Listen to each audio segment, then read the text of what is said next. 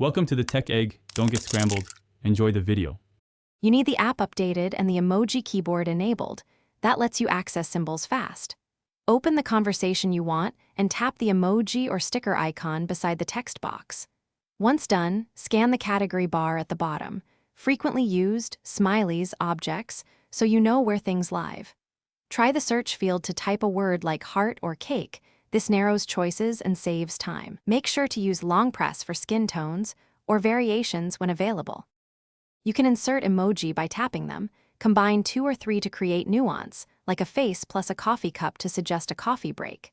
Once you tap, the emoji sits in the composer, edit around it, add punctuation or shift position.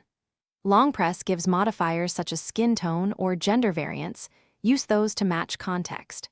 For more emphasis, add an animated sticker or reaction. These compress emotion into a single visible cue, and they behave differently on desktop versus send the message as usual. If you change your mind, press and hold your sent message to edit or delete, depending on platform rules. You can also use reactions. Tap and hold a message to choose one. This avoids extra typing and keeps the thread tidy. If an emoji appears as a blank box or different symbol, make sure both your app and operating system are updated, and confirm the recipient's device supports that emoji. If problems persist, switch keyboards or restart the app. Thanks for watching. Consider subscribing if I helped unscramble your problems.